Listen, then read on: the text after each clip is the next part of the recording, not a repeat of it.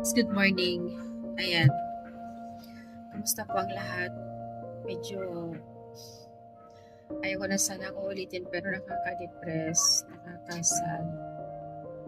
Imagine mo, nagpo-post ulit si Vice Ganda. Ang post niya na parang,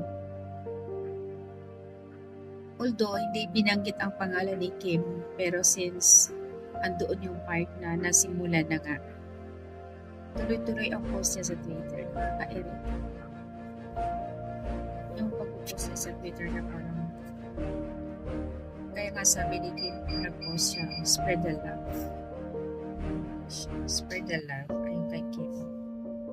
Manyaon, to my mom's relative, I hope you want to bash me for getting to mention my mom in my speech last night. Para bang, alam mo yun, yung ginagawa ni Vice na pang-asar. Sabi ko nga, iniisip ko yun, paano ba niya nasabi na nagiging anak-anakan si Kim Chu? Tapos ganun-ganun lang.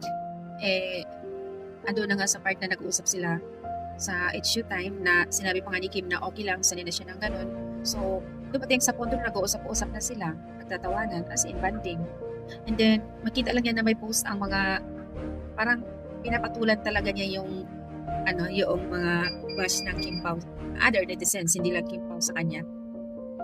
So, ayan guys, lumala. As in, nag-trending tuloy si Kim Chu. Kawawa si Kim, nag-trending siya. Sabi nga ni Kim, oh, let's spread love and always love. Ito pa ang post niya, oh. Oh, dami. To my little ponies, it's not enough and acceptable reason that you love me for you too, but and others, I appreciate your support and I will not enable to your toxic behavior just because I seek your support. I love you, my mature and thinking a little ponies. Oh my God. Hope this will give peace to everyone. It's a honest mistake and indeed niya na-mention yung name ni Kim and he is not aware sa feelings natin. So sana let's all stop na to give Kim the peace and truly deserve from everyone.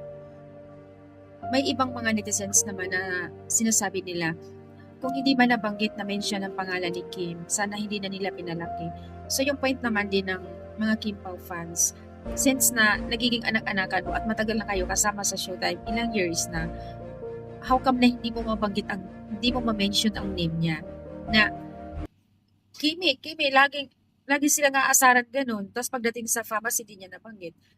So yung mga bagong host, yun yung nababanggit niya. Hindi ko alam kung totoong, siguro, napaka-imposible. Sinadya talaga yan. Tingnan mo, nagtatawanan pa sila sa Showtime kahapon nag-live. Na parang walang nangyayari.